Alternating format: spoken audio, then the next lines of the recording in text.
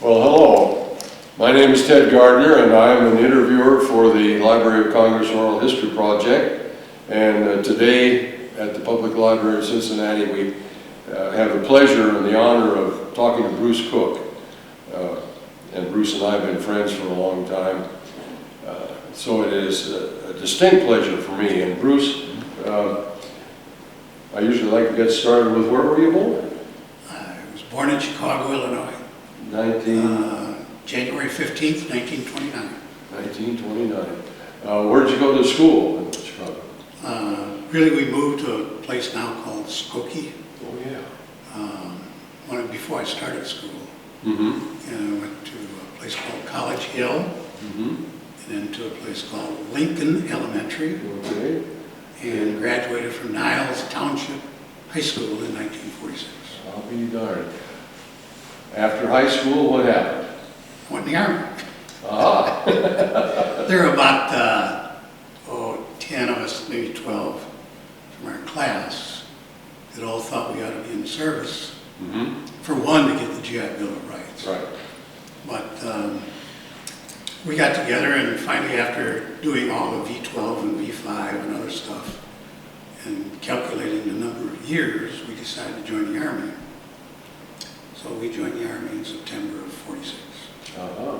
Where did they send you? Well, we all signed up for Airborne. At that time, when we were interviewed, the recruiter said, well, we asked him what the shortest enlistment was, and he said, the shortest enlistment is 18 months. And we said, what do we do in that 18 months? He said, you have two choices, airborne or unassigned. I said, what's the difference? What's unassigned? He said, we'll send you where we want to, and you can do what we tell you to do. Mm-hmm. What's airborne? We jump out of airplanes. I said, why do that? He said, we pay $50 a month more. And all of us signed up. That was a lot of money in those days.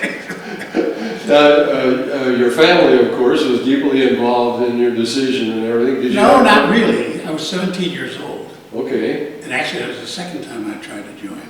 Mm-hmm. Once when I was 15, I tried to join the Marines. Oh. But they kind of saw the age thing and Yeah. kicked us out in a hurry. Yeah. And, anyway, I was 17. My mother did have to give me permission. Right, exactly. And, Well, it was interesting. so there you were, and of course, as you say, getting that extra pay was very important, of course. So where were you sent for basic training? Fort Bragg, North Carolina. Okay. That was the basic training for Airborne. Mm-hmm. All of it was done there, I think. Mm-hmm. And all of us went there, but we went in shifts. We didn't all go at the same day. Right. You know, someone went a couple of weeks from that time. We enlisted someone, a couple more, and it carried over for almost a month, I think, till we all got to Fort Bragg. So you, Did basic in Fort Bragg. yeah, right, exactly. How long were you there at Bragg? I'm not sure what basic was in those days. I'm thinking it was 8 weeks or so. 8 weeks, yeah. Pretty typical, and most all the services had about that, yeah. Well, tell us about basic. There you were, a civilian come military. Well, anybody who's been in the Army knows what basic is, but hey, we lined up after getting our uniforms that mostly didn't fit and things, but lined up in platoons, and the sergeant said, has anybody here had military service? No. Has anybody been in Boy Scouts? I said, yeah. So I was a platoon leader. Immediately. Immediately. In basic. Sure. But we did have a cross-section of people from all over the place. Right, right. That was an eye-opener, wasn't it, to be mixed in with Oh, yes. the cross-section of humanity. In fact, I had never been out of the state of Illinois except once. We went to Wisconsin one weekend. And here I was now in North Carolina after taking a troop training for Halfway across 3 days or something. So, but the different people, yeah. Yeah. I couldn't imagine some of the backgrounds and some of the people are. I know, it was a real eye-opener. Moonshiners to Sure.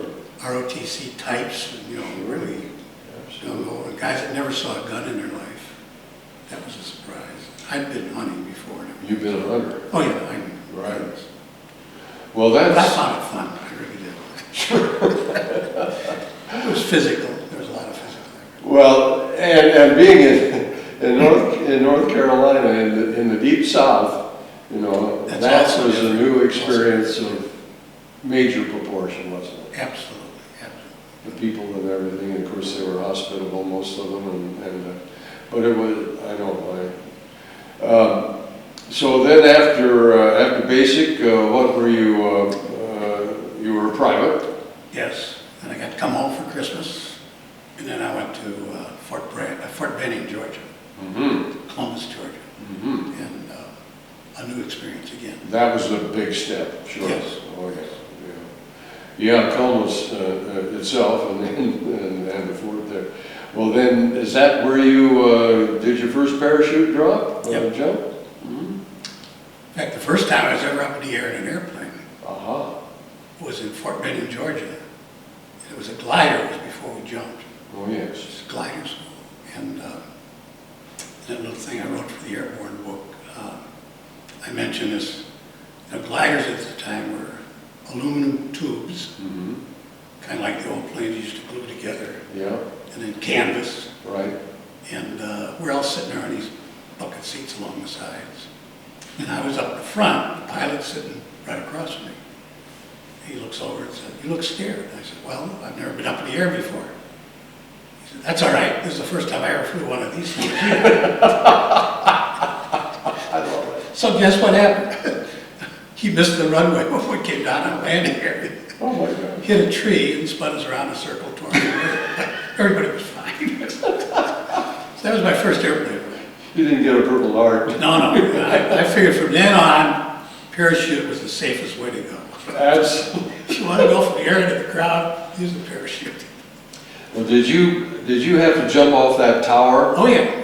at Benning? Yeah. Well, the training included, That was part of your training. that was part of it. We learned to pack our shoes. We Oh, did yes. pack our own. And the one tower is a 300-foot or so with guided drop. Right. And you're in a harness and everything. It was pretty easy. But the other one that was really interesting was this shack up on stilts. And I don't know how high it was, 30 or 40 feet. Right. And we'd get in a harness, Yep. hook up a pulley, and go sliding down this. And the idea was to get the feeling of the shock Mm-hmm. after that cord, Right. caught you coming out of the plane. Right. And we decided to make a game of it, the group that I was in. So down at the bottom, they had a big box with cushions in it or something, so you wouldn't hurt yourself too much Mhm. falling. And we decided we'd get two guys in the box and tackle a guy coming down. So it was a little tackling practice too. Anyway, those are a few things I remember. Oh, boy, great memories, I should We say. also learned to work as a team, like take a telephone post, get about 6 guys on each side, or 8 maybe. Mm-hmm. And the idea was to hold it on one shoulder, and on a count, throw it up in the air and catch it on the other shoulder.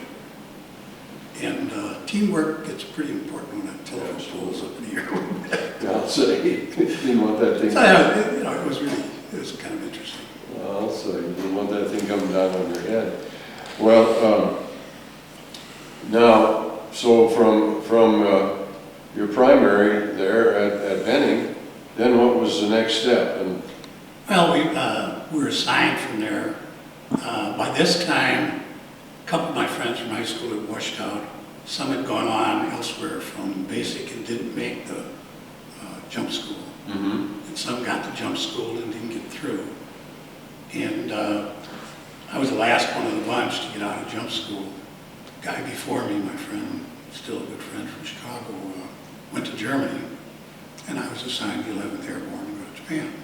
How about that very first serious jump that you made? Well, yeah, you're scared, of course, but Sure. we ran around. Our day started with a 10-mile run, and the route was around the jump zone, the drop zone. So we'd watch other guys jumping, And once in a while, you'd see somebody come out with both chutes open. Somebody, reserve is one with a backpack. And sometimes we'd see a guy in a cigarette roll, which means the chute didn't open. Right. And most of the time they pulled their reserve and it was Reserve, okay. yeah. But we did see a guy drop all the way. And that caused us a little concern for a while. That's an unforgettable. And that's always in your mind, it's a possibility. But it's very seldom. So what were you being flown in at that time? Those were C-46s. Okay. There was one door on one side. Mm-hmm. 47s next were two doors. And I don't know if I did that in Benny or that was after I got to Japan.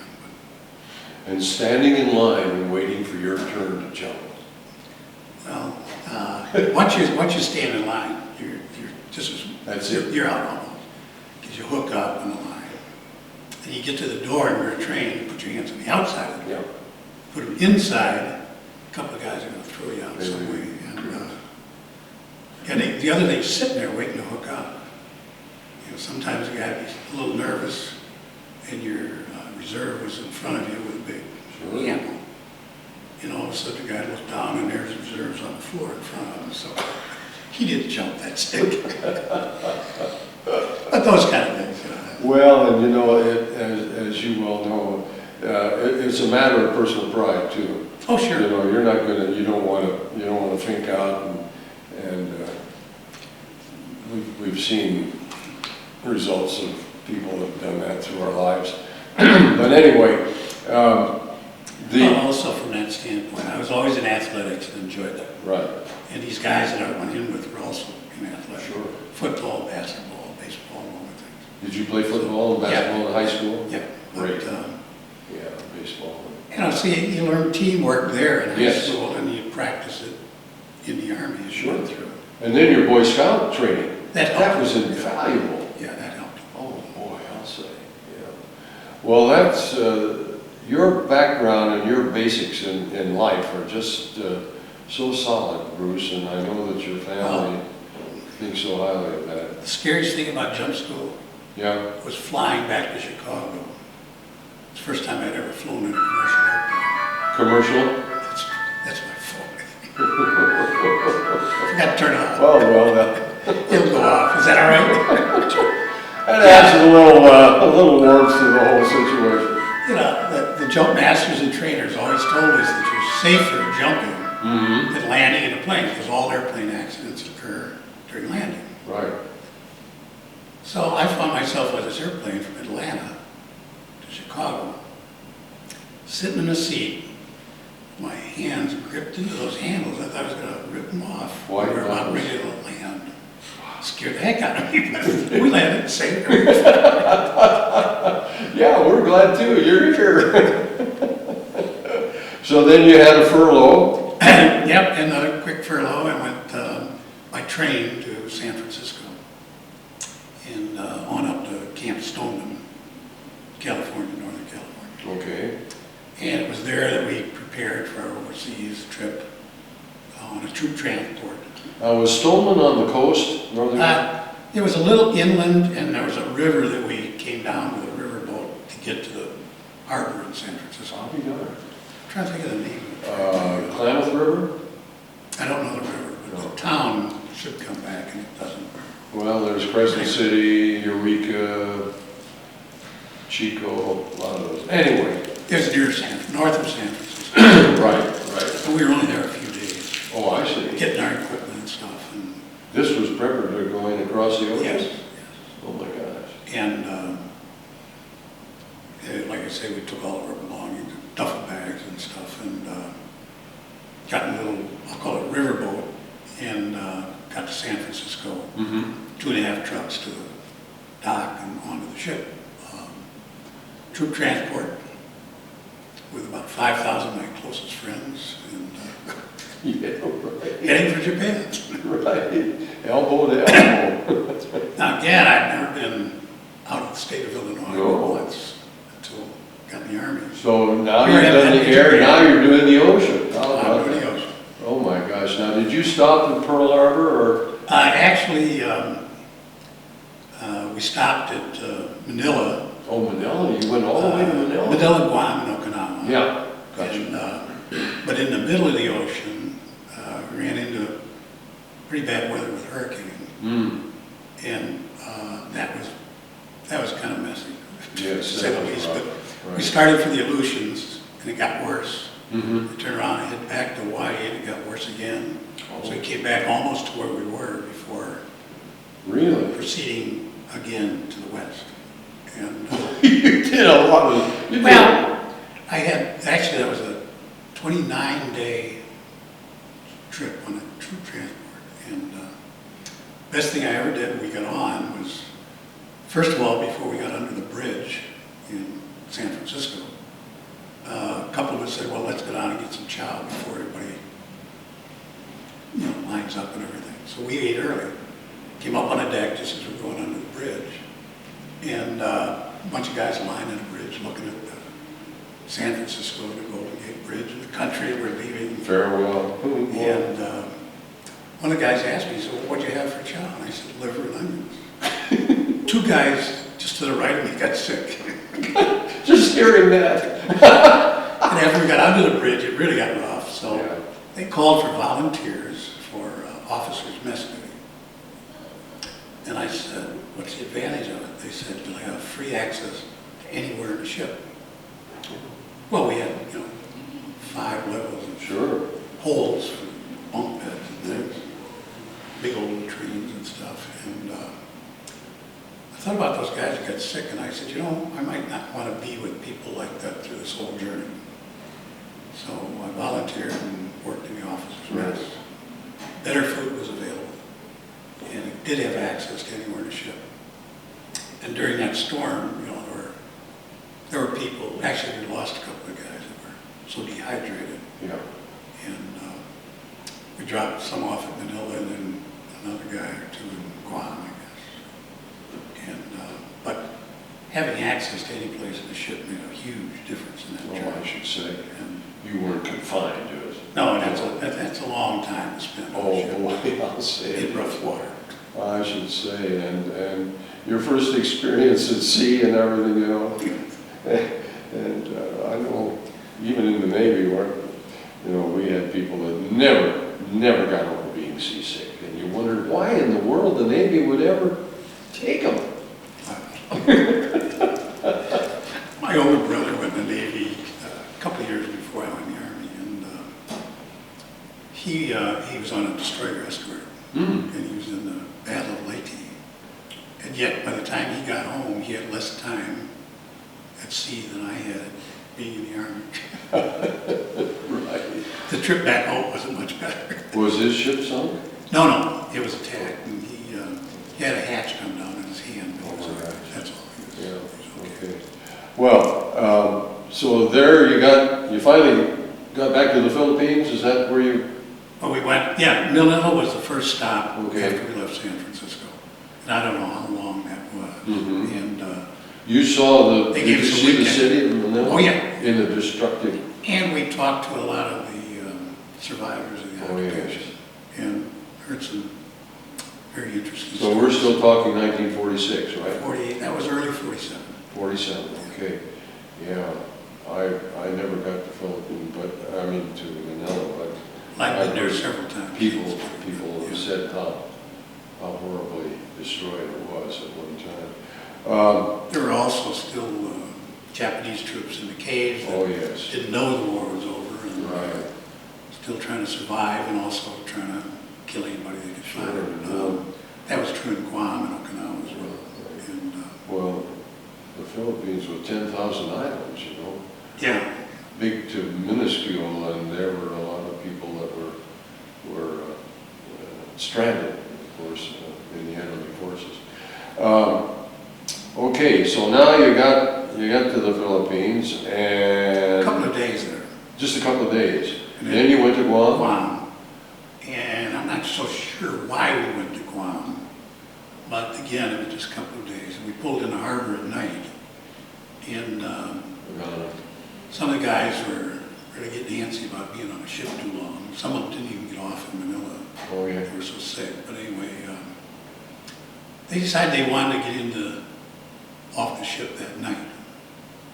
And they did kind of go down the side, away from the harbor into the lagoon. Mm-hmm. And I don't know if they got a beer or what, but they came back that night late. Next morning we got up, we looked out there, and the place was full of sharks. Wow. Nobody was hurt, but they didn't get over that side again. Lucky. That was Guam. And there were still guys in the caves, and actually one of our lieutenants was killed by a sniper. Really? In Guam. And, so how long were you there? again, just a couple of days. Just a couple of days. Just long enough to get your feet on the ground, get supplies, or Yeah. whatever, we had to do. And in Okinawa, that was kind of uneventful. Uh-huh. And Was that your eventual base? no, I went from there to, we came into Japan in, I don't know if it was Osaka or Yokohama, but we went to Tokyo by train on to Sendai, north of Tokyo. Yeah. So that's where I was in Japan. I see.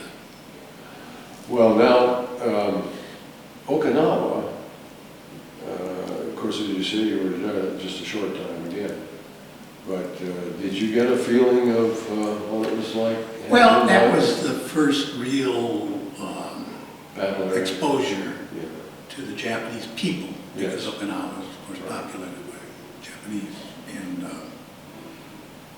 And then when we arrived in Japan, the poverty there and the desperate situation of the civilians was clear. Yes. And lack of all kinds of necessities and so on. And while we were there, our life was different. And for instance, we had no fresh vegetables ever over in Japan. Very little real meat. A lot of spam was available. Yeah. Green eggs. And No Kobe beef. no Kobe beef. And some of the Japanese food, like octopus tentacles. I've never tried that before. And their salad is basically taken from the sea. It's just seaweeds. Yeah. Which they may boil or maybe not, I don't know. But Wow. we had that. And we were okay. We had food, we weren't starving or anything. Sure. And that was in Camp Schimmelpfennig was the name of the camp. And that was some general, I don't know anything about it. But. What was your duty there? As security or what? Well, no, I started out, I think it was the 188th, it may have been the 187th Parachute Infantry Regiment. And I got assigned to the motor pool. So I was driving a 2.5-ton truck. Oh boy. And then they found out that I had worked in the post office in Skokie before I left. Quite often, Christmas time and other times, I subbed at Skokie. So they gave me a postal MO. So I was in the postal service in headquarters. Interesting. And then at that point, I don't know, I think it was Trooper of the Month or something, and I got some kind of award that allowed me to go to a flying school, which the Airborne had for spotters or observers. Right. In J4s, the little Piper Cub. And these guys were still in the service. Most of them were officers. And they had this little airfield there. And they didn't have anything to do, so they just sent some of us to flight school. It was really fun. That was a great experience.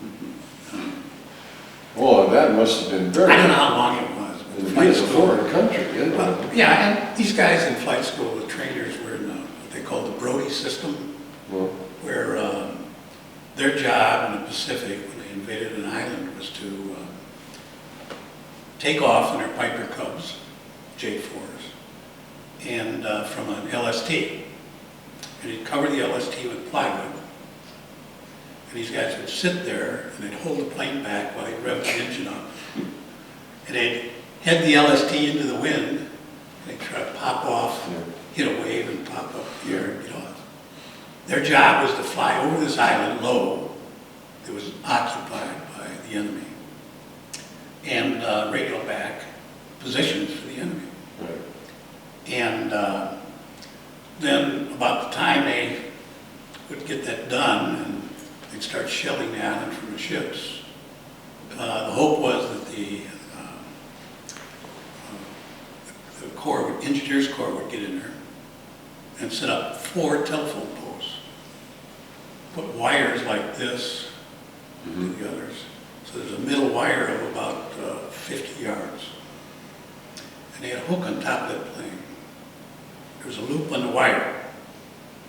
If they didn't run out of gas and crash, or didn't get shot, they'd try to land by hooking onto that wire and getting caught. So, you can imagine what kind of flight instructors these were. The Piper Club was it's a gravity-fed carburetor. And so, one of the interesting things is to do a loop, because at the top, you lose your gas. Now, if you're going fast enough, the engine will keep running and you get through it. I see. If you go too fast, you lose the wings. But they taught us how to do that stuff. And we also got to fly an L5, which is a powerful liaison type plane, which is fun. But, now, by this time, what were you, corporal or something? Yeah, I think it was Tech 5. Tech 5? Yeah. Right, good. Excellent, excellent. Well, your training, it's fascinating to hear about that. And the things that you were subjected to. And then being in a foreign country, and strange food.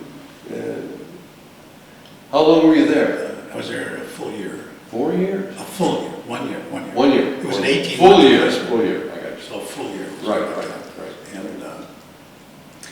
And it was, there are many things that were interesting there. But, yes, please tell us. Well, we went ski training. It was done in Sapporo, the northern island of Hokkaido. Okay. And we went up there, all gung-ho, thinking we could do anything. Sure. And none of us had ever skied before, really. So here we are in these hills and the mountains in Sapporo. And the little Japanese kids are going down these mountains on barrel staves. And we couldn't make it on skis. After a few days, some of us got to ski pretty well. And, that was necessary for training in case we were in some kind of a situation in snow country somewhere. Sure. And I don't remember how long it was, but several of us came back kind of beaten, bruised, and not too many broken bones, but and certainly our egos were shattered a bit about our ability to ski, and watch those Japanese kids was really kind of funny. Well, and of course, in those days, your ski equipment was nothing like It was a little what they have different, today. a lot different. Long wooden And, skis turned up at the end. Oh, my gosh. that was part of it, and that flight school was a lot of fun. We had a couple other little things we liked to do, like dead stick landings. And Right. these fellows in this Brody system, if they sometimes wouldn't get it set up in time to land, and so they look in the beach for moist sand. You didn't want to hit the water, you didn't want to get dry sand, or flip it over. So they'd look for moist sand where the waves were coming in and going out. And they taught us how to do that. Usually without warning, they just shut the engine off. So Sure. find a place to land. Sure. Another game was over and under. Now, this was flying the J4s? That was, okay for us. And that was, over and under was fly toward the power line. And, we flew a lot of 40, 50 feet off the ground. Right. And, we had an instructor in the backseat. We're sitting in front, just a little communication between the two of us. He'd say, I'll tell you when to go over or under. You just follow instructions, but don't do anything until I tell you. Get closer and closer and finally say, over. But I'm sure it wasn't as close as it felt when we first did it. But those guys they were real gung-ho. They were. Great guys. Yeah. What they did in the war was unbelievable. Oh, I know. One of the many stories of things that were unbelievable. Well, tell us some more about any particularly funny experiences that you had with people or natives or? If I could rewind way ahead. Okay. as you know, I've served on the Rotary International Board. Absolutely, I know it. I was telling The Dennis about that. first meeting we had of the Board of Directors, and I have to say, but I should preface this by saying that, you know, I was not particularly fond of the Japanese people after seeing what they did in Manila, in their own country, and Okinawa and other places. And growing up during World War II, you know, you're impressed with all the things bad that happened. So I was really pretty anti-Japanese until I got into Rotary and met a few. And then when I got on the board, there are 19 members. We stood around the room at the first meeting, it's kind of an informal reception, and introduced each other. And there were 2 Japanese on the board. One of them was significantly older. And we went around the room, our president that year, our president-elect was an Air Force pilot in his career in World War II. So he went around the room and he asked this Japanese guy about his life and what he does. He said, "Were you in the military?" And he said, "Yes." That kind of hung his head. And the Chuck Keller, the president-elect, said, "Well, what branch were you in?" He said, "Well, I was a kamikaze pilot, but not successful." And his training, basic flight school training, was in Sendai, Japan, where I ended up in the occupation. How about that? And the other guy there from Japan is still a very close friend. He's from Hokkaido, Sapporo. He's a 4th generation in the North Island. His great-grandfather moved there when the Japanese were afraid that the Russians were going to try to take over that island. So they're looking for people to go establish themselves in that land. And he received a huge land grant. So this fellow now is a very, very successful contractor. And in fact, the whole city of Sapporo was almost built by his company. And his own property is one full city block next to the park he donated. And beautiful home. Must be. So we visited them and came into their home, we were talking about it, and they showed us where they lived during the occupation, because the occupation forces on the North Island took over their home, big, beautiful home. And the first officer there in charge, general, decided he didn't like the looks of it, and he wanted it more military, so he painted all the walls white, beautiful woodwork and everything, painted it white. And his name is Yoshiro Ito, my Japanese friend. So he said he also was not a nice man. And Yoshiro Ito was training as a pilot when the war ended. And he was also training in Sendai. He was married to Sumiko after the war, and he was asked to come to Tokyo for an event, and I don't know what it was exactly, with officers and Japanese VIPs, I guess it would be. And the Sacred Heart Catholic College in Tokyo was asked to provide ladies for the dance. And that's where he met his wife, Sumiko. Later, of all things, my commander in Sendai was in the main island, Airborne, and he was asked to take over the command of the North Island. Okay. General Swain, Joe Swain. Oh, sure. And like most paratroopers, he was very proud of his boots, and he polished and everything. But a lot of work taken on and off, so when he came in the house, he never took his shoes off. And Yoshi was working there at the time, and that really bothered him, because the Japanese take their shoes off when they go in. And it was so funny, when he was describing this, and describing the man, I didn't know who it was. And finally I said, "Was that General Swing?" "Oh, yes, yes." Boy, oh boy. See, it's just such a small world. I know. From Chicago. Yes. Can you imagine that? But Just imagine. I know. I got one more Joe Swing story. One day, I was goofing off in the barracks when I was supposed to be doing something else. I think it was at a motor pool at that time. And I had also received a gift from a priest that was going back to the United States after being held captive for years. And he gave me his pet monkey. So I owned a monkey in Japan. And I was in the barracks taking care of my monkey and decided to sit in the sergeant's desk and write a letter. And I'm there, and the barracks was supposed to be empty. So who walks in the door but Joe Swing? And I had my back to the door. I didn't see him. He said, "Soldier!" I jumped up. The chair had wheels on it, like an office chair. And swung back and hit him. I was saluting. Sorry, sir. But he didn't take my stripes or anything. Well, he must have been a good guy. The monkey was kind of a pain, though. That was Yeah. How did you get rid of the monkey? I found somebody else that thought Yeah. a monkey would be nice to have. And Was this one of those kind of bearded monkeys? it was a real little monkey. I don't Oh, know it's what they small. call it. Yeah, real Yeah. small. He could get mean, though, and he liked the guys in the barracks liked to get him drunk. Oh, gosh. Give him a bunch of beer. Oh, poor thing. And once he got drunk, he got mean. And he liked to tear things up, Yeah. like wallets and clothes and Mhm. shoes. So I really had to get out of that barracks anyway. And Sure.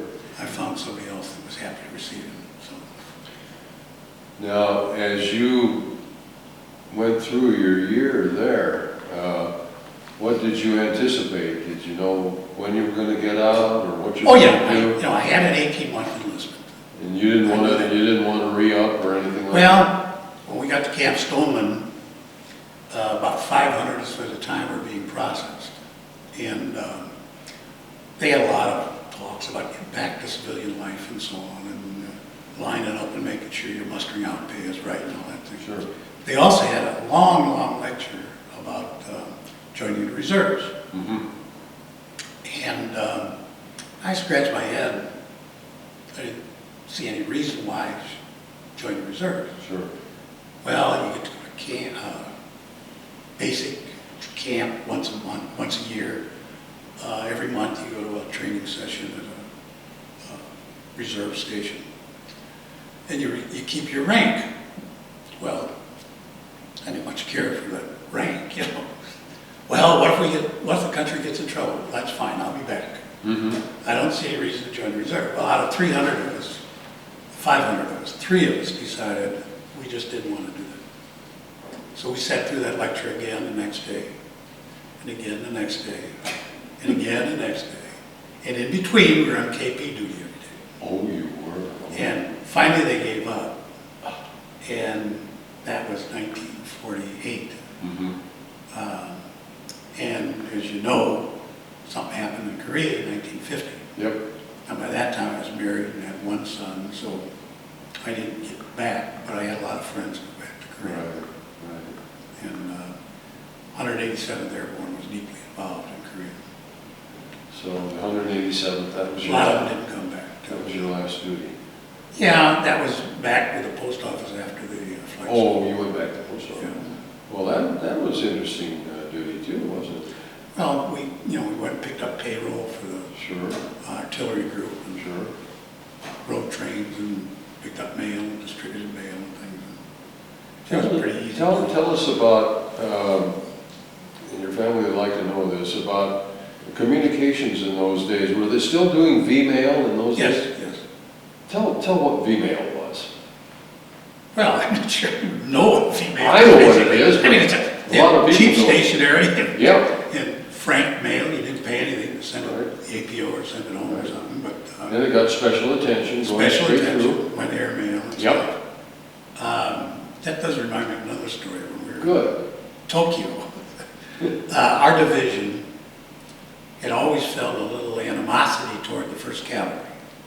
Because 11th Airborne was first assigned to Tokyo when we occupied Japan. General MacArthur grew up in the 1st Cavalry. Yeah. And a few of the 11th Airborne guys decided to party once in a while or have a good time in town. And General MacArthur didn't like that. So he brought the 1st Cavalry into Tokyo and moved the 11th to Sendai. So while I was there during that year, our 11th Airborne Division football team and the 1st Cavalry football team had to play for the championship of the Pacific Theater in Tokyo. So we all got to go to Tokyo on the weekend pass, watch the game, and then we're supposed to get back on the train and come back to camp. Well, a few of us decided we hadn't seen much of Tokyo, so we kind of missed the train. And one of the reasons was I ran into some occupation forces from Australia. Great people. And one guy asked about mail. Is there any way we could get mail to his sister in the United States? And I said, well, you know, it happens that I just bought some stamps because we just lost that free privilege. Right. And I had a whole pile of stamps in my pocket, a sheet of stamps. Oh my God, he was so happy. Can I buy some? No, just take them if you want them. That's fine. Sure. And so he invited me to their NCO club along with his buddy. And they put us up there for 3 days. How about that? You know, cigars, beer, food. Sure. And we got back. We did lose some stripes there, but got them back to Sheridan. Well, the camaraderie that you established in your period of time, I'm sure has been a very heartwarming situation for you throughout life. It has, and yet most of us that were together in Japan have lost track of each other. Yes. And that happens, you know. And once in a while I'll see something in the 11th Airborne Association news that reminds me of somebody. Or, Have you ever gone to a reunion? been just an 82nd, just once. And that was one in Covington, Kentucky a few years ago. Oh, really? Yeah. Well, it's interesting because now that you know, our generation is slipping away, the following generations, some of the younger people picked up the torch, so to speak. But how do you feel about our nation today and its regard for the World War II history and so forth? Well, I think in regard to history, I think a lot of people are doing a lot of things to try to preserve that history. Yes. I think it's good. It's really fine. But I think somehow we've been able to preserve the history better than we have the values or the work ethic and some of those things. Exactly I think. right. I'm sorry about that, I really am. But Yes. I see these guys in uniform today going to Iraq and things, and they really make you proud. Oh, Because they're doing that at a time that's entirely different than when we were in the service, and yet they're still doing their job, they're dedicated, they're patriotic. yes. It's tremendous what they do. You're so right, and I'm glad you're getting that across because so many people just don't have a feeling for it, Well, don't you know, understand it. It came about during the 60s in Vietnam. Korea, well, you know, that wasn't too bad, but it was a police action. Yes. It was not a declared war, as I recall. And I don't know, Vietnam, it just, the nation kind of turned against Yeah. the military in many ways. Well, the politicians had a lot Yeah, to it was do with all- that. Well, generals shouldn't become politicians. That's exactly right. Politicians should not try to run the military. You're exactly right. Period. Yeah. Well, Bruce, as you approach the end of your service in Japan, and your anticipation of getting back to the mainland and getting out and you're deciding, I think that's very interesting what you told about how they treated you when they decided that you weren't going to re-up. And Yeah. gave you KP duty. Well, that's not that bad. I know, but that was the end of the It line. was funny because everybody else was going home and we'd be there and the new 500 come in and we were still there. They were milking you for all they could. Well, it was also interesting that when I got out, I don't know how long you want to go, but I got mustering out pay. I think it was nearly $600 with back pay and Not bad. mustering out and everything. Right. And Now, here I am north of San Francisco. I'd never really seen San Francisco, so I decided to hitchhike down and Sure. spend a couple of days there, which I Beautiful did. city. And then I spent a little time while I hitchhiked from there. And I had a friend that was from Hollywood, California. And of course, I'd never been to Hollywood, so I decided I'd go down and visit him and looked him up. And he kept me up in his house for a couple of days. Nice. And some interesting things there. He was nephew of Lon Chaney, Oh, who was an actor in those days. Sure. Played Frankenstein and monsters Yeah. and things, and so I got to meet him. werewolf. Another time, we were on, my buddy and I were on a streetcar, sitting in the back of the streetcar in Hollywood, and a guy comes in, sits down, picks up his paper, look over, it's Jimmy Durante. Oh, my I was so God. excited about saying Jimmy Durante. Of course. He has a big felt hat and big nose and Yeah. paper. But he's friendly as could be. Sure. And I was still in uniform. I bought some clothes, but while in Hollywood, I mostly wore the clothes I bought, but I still had my uniform on that day. Yes. And, a lot of people were nice. And hitchhiker was no problem. No Never had a problem. It was a great advantage to wear your uniform. And my father had been divorced and lived in El Cajon, California, near San Diego. So I went on down from there, from Hollywood, and stayed there a little bit. Oh, boy. And drove back with an aunt and uncle who were also visiting. Yeah. So it was quite a trip, really. Well, I should say that's just great, and that was something that in peacetime you never would have done.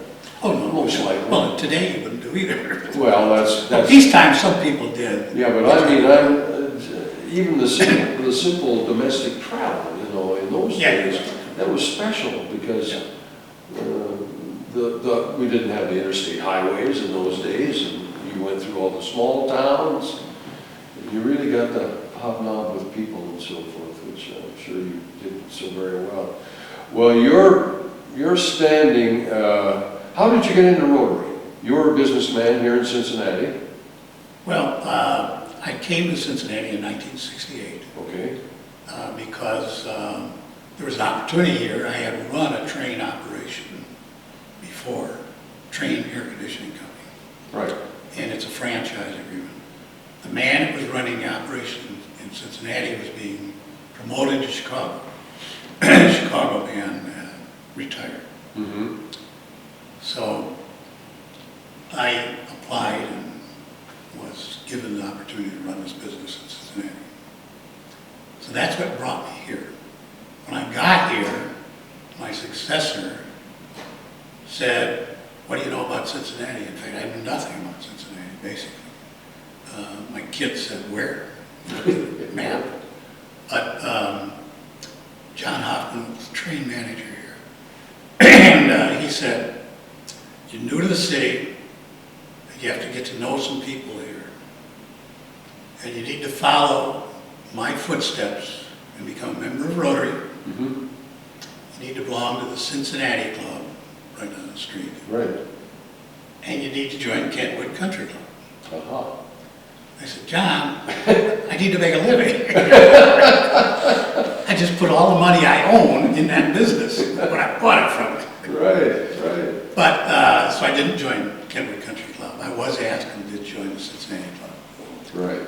I was sponsored for the Rotary Club by one of our customers.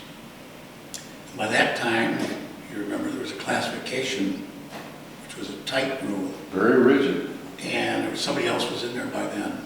Yep. John left December 31st. I got here January 15th. Ah. In the meantime, our major competitor got the classification. Really? So I had to do a lot of negotiating. Sure. Finally, I decided, since I owned the business and the other man was an employee, it was a different classification. Good. That's great. So I was excited about getting in. Well, I should say, and Rotary has benefited from your participation and your spirit of leadership and so forth, and we're very grateful for that. And of course, in those days, the club was meeting in the old Gibson Hotel. Yes. And wonderful Gibson, which so few people today know anything about. I came to Cincinnati in '55, so I knew it very well. But I was kept on a Rotary Club for 28 years, Is that right? When did you become a member then? 1981. 81, wow. Yeah, yeah.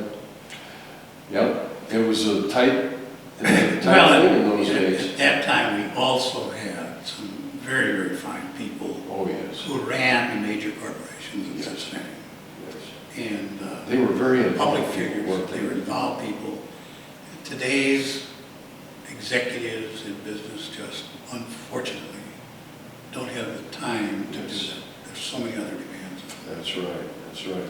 Okay, so now you're back in the States and you got a growing family? Where are we now, 1948 or not? Yeah, well, 1948, okay, 1968 in Cincinnati. 68 is it. Now, how many children did you have? 4 children. 4 children. I know your daughter. They're all married. Constance, of course. We have 9 grandchildren. Wonderful. And of our 4 children, 3 live in the Cincinnati area. That's great. Terrace Park and Sure. Fairfield and Milford. Oh, that's great. So we're blessed with that. Sure. The other one lives in northeastern Ohio, St. Clairsville. Okay. So we still see them. Yes. And our Jim and Jerry from St. Clairsville have 2 children, and they're both in the Columbus area. Mm-hmm. One of those is married, so. Right. Well, you're blessed to Life have goes them all on. Yeah. within firing range, you might say. We are, well, they're all, yeah, they're close. We see them often. Of That's course. really nice. That's great.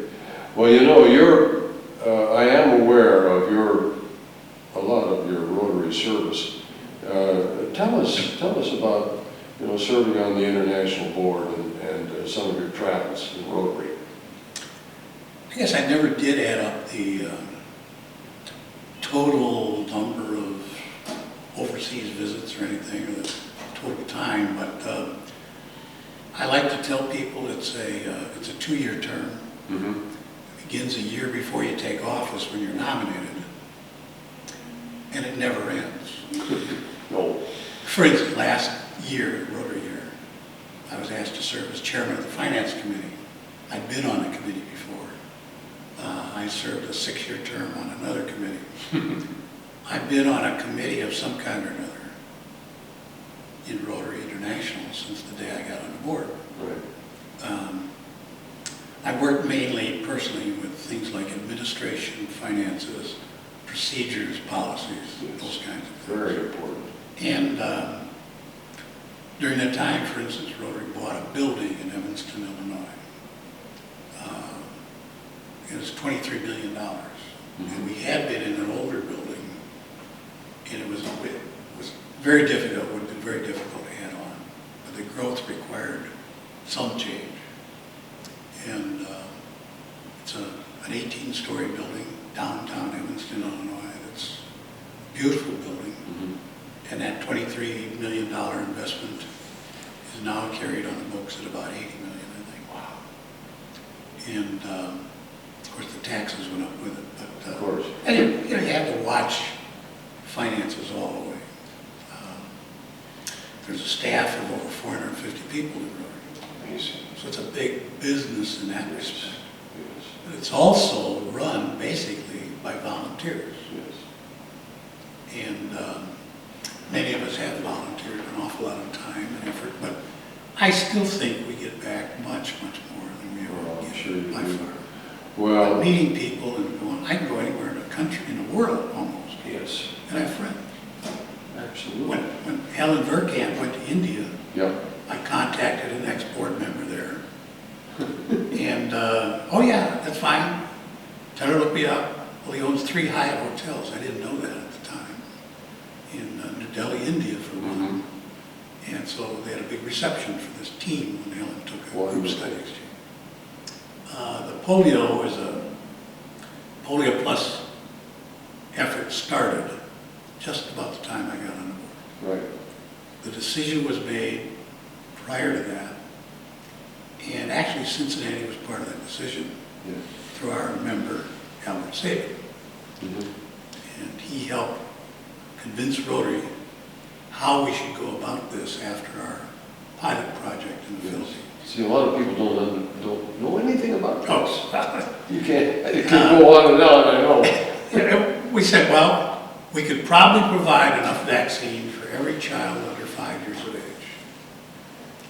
8 shots for $1. Drops. Wow. And that means $120 million will take care of it. Well, we raised, shot for $120 million, got $242 million. Wow. And of course, that was just a drop in the bucket when you start thinking about where we have to go, what we have to do to get those drops of polio in the mouths of babies and children under 5. Millions. It takes 3 times for these drops between the time you're born and 5 years of age. How about that? And with UNICEF and United Nations Right. and World Health Organization and the Center for Disease Control, contributions from nations, after all these years, we're getting very close. Yes. Last year, you could count the numbers of polio victims in the hundreds. Right. When we started, it was in the 100,000s, 350,000 a year. Yeah. So we're down to 4 countries, paying countries, Pakistan, Afghanistan, India, and Nigeria. And we're getting there. But that's been so exciting for me because I was associated with a lot of people Yes. who had polio, including a niece and postmaster that I worked for in Skokie was a polio victim. Really? And a friend of Franklin Roosevelt's from Warm Springs, Georgia. And the troop master, scout leader in Skokie, Illinois, when I was in Scouts, was the police chief. And he also was a polio victim. Really? And of course, I grew up at a time when you couldn't go to beaches, you couldn't do this, you couldn't do that because of the polio Sure. threats. So being a part of eliminating it is great. And that's one of Rotary's greatest efforts. Yes. Soon will become known as the greatest achievement Right. of eradicating polio from the face of the earth. Well, you're absolutely right, and I'm so happy that we had an opportunity to bring that out, Bruce, because I know of your unselfish giving over the years and your participation and your leadership, and it has made a difference.